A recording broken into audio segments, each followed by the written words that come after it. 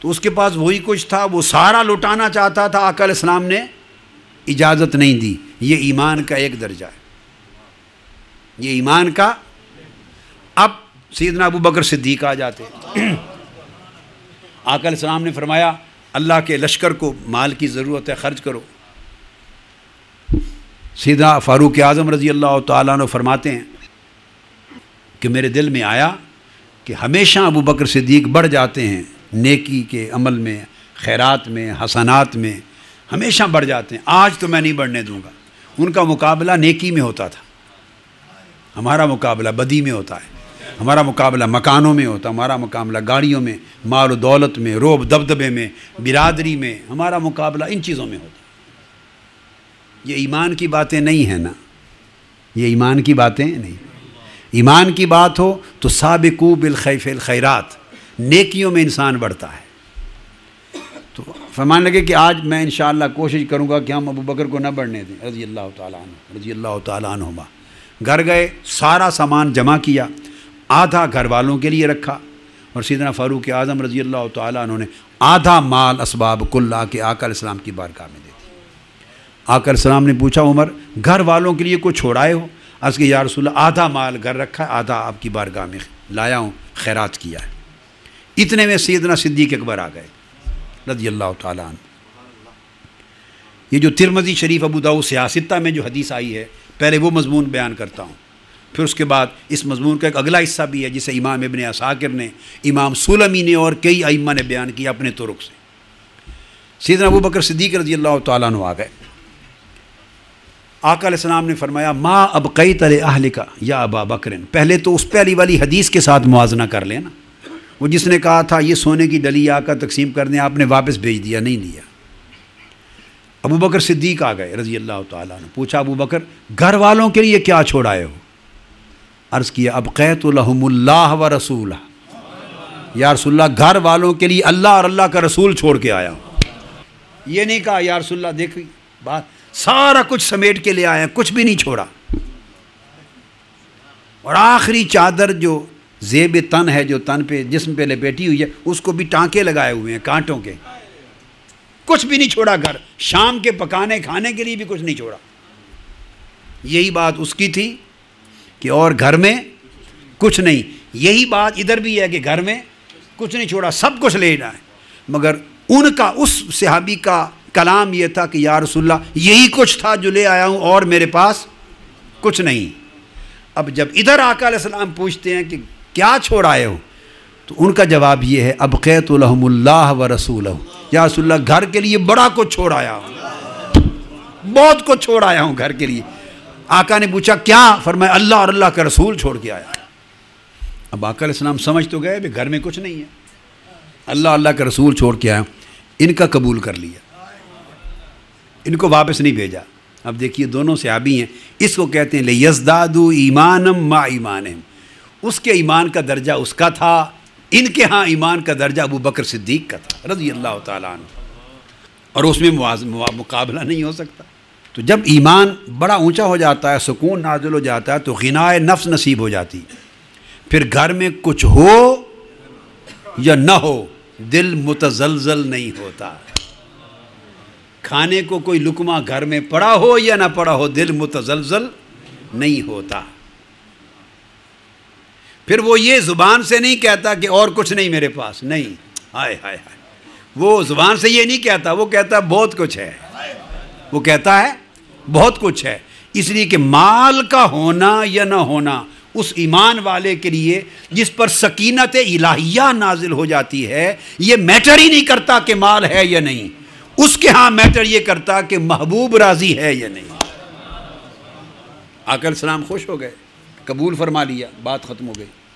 اب امام ابن عساکر بیان کرتے اور امام سلمی نے، یعنی بہت سے ائمہ نے اضافتاً اس حدیث کا مضمون بیان کیا کہ جب سیدنا صدیق اکبر رضی اللہ تعالیٰ عنہ آ کے بیٹھ گئے دوسرے طرق سے اس حدیث کا مضمون، تو جبرائیل امین کو اللہ رب العزت نے بھیجا، اور آ کے جبرائیل امین نے عرض کیا یا رسول اللہ، اللہ تبارک و تعالیٰ نے آپ کو سلام بھیجا ہے اور آپ کی وساطت سے فرمایا ہے کہ میرا ابو بکر کو بھی سلام پہنچا دو۔ اللہ رب العزت نے سیدنا ابو بکر صدیق ابو بکر کو سلام بھیجا ہے اور پوچھا ہے کہ میری طرف سے ابو بکر صدیق سے ابو بکر سے پوچھئے حل انت عن ربک راض، ابو بکر سارا کچھ جو اکٹھا کر کے لٹا دیا تم نے اللہ کی راہ میں، میری راہ میں سارا کچھ دے دیا اور گھر کچھ دانا بھی نہیں چھوڑا، حل انت عن ربک راض، اس حال میں بتا، اللہ نے پوچھا ابو بکر کیا اللہ سے راضی تو ہو؟ دل میں بوجھ تو نہیں ہے، پریشانی تو نہیں ہے، ملال تو نہیں، حل انت عن ربک راض، اگر ایمان کا یہ حال ہو جائے تو رب پوچھتا ہے بندے تو مجھ سے راضی ہے یا نہیں؟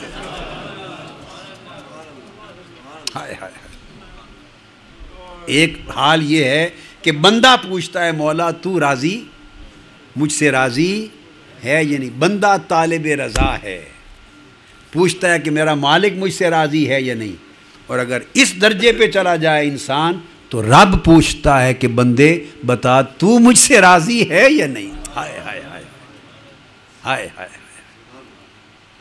ہم تو نہ اس کھاتے میں ہوئے نہ اس کھاتے میں ہوئے، نہ یہ حال ملا کہ رب پوچھے کہ بندے تو مجھ سے راضی ہے یا نہیں، اور نہ یہ حال ہوا کہ ہم اللہ کی رضا پر پریشان ہو کہ مولا ہم سے راضی ہے یا نہیں۔ ہمیں تو نہ اس کی رضا کی فکر اور نہ اسے ہماری رضا کی طلب۔ خدا بندے سے خود پوچھے بتا تیری رضا کیا ہے، یہ وہ مقام تھا۔ تو پوچھا جبرائیل امین نے حل انت عن ربک راض، تو سیدنا صدیق اکبر رضی اللہ تعالیٰ عنہ نے، یہ امام ابن عساکر کی روایت، میں 3 درجے میں الگ بیان کر رہا ہوں، یہ 3 الگ طریق سے آئی۔ فرماتے ہیں کہ سیدنا ابو بکر صدیق نے کہا انا عن ربی راض، انا عن ربی راض، انا عن ربی راض، میں اپنے رب سے راضی ہوں، میں اپنے رب سے راضی ہوں، میں اپنے رب سے راضی ہوں۔ آقا آپ مولا سے پوچھ کے بتا دیں کہ میرا کچھ قبول تو ہو گیا یا نہیں۔ لِيَزْدَادُوا إِيمَانًا مَعَ إِيمَانِهِمْ، جب سکینت قلب پہ اتر جاتی ہے اور ایمان درجوں بڑھتا چلا جاتا ہے تو حال اور ہو جاتا ہے بندے کا۔ یہ امام ابن عساکر کی روایت تھی۔ یہی حدیث جو جتنا ابو بکر صدیق نے کہا انا عن ربی راض، انا عن ربی راض، انا عن ربی، میں اپنے رب سے راضی ہوں، میں اپنے رب سے راضی ہوں، میں اپنے رب سے راضی ہوں۔ جب یہ کلمات 3 بار کہے تو سیدنا صدیق اکبر رضی اللہ تعالیٰ عنہ کھڑے ہو گئے تھے اور حالت وجد میں تھے، حالت وجد میں تھے، کھڑے ہو گئے اور آنکھیں بند کر کے اس طرح چکر لگایا، گھومتے جاتے تھے اور گھوم کر کہتے تھے انا عن ربی راض، انا عن ربی راض، انا عن ربی راض۔ صوفیاء کہتے ہیں یہ پہلا وجد تھا جو آقا کی مجلس میں، یہ پہلا وجد تھا، ہائے ہائے ہائے، یہ پہلا وجد تھا۔ اور ابقیت لہم اللہ و رسولہ، یہ پہلا کلمہ تصوف تھا۔ گھر میں کچھ نہیں، یہ کہنا کہ گھر میں اللہ اللہ کا رسول چھوڑ کے آیا ہوں، یہ صوفیاء کا کلمہ ہے، یہ سوچ تصوف ہے۔ اور کھڑے ہو کر مستی میں جھوم کے کہنا انا ربی راض، یہ وجد ہے صوفیاء کا۔ آج کی بات یہاں پہ ختم کرتے ہیں۔ وما علینا الا البلاغ۔ ایک میں ہوں فقط تو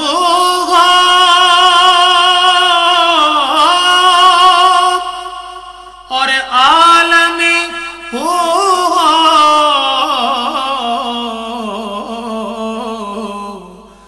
اے حسن ازل سارے حجابات اٹھا دے، اے حسن ازل سارے حجابات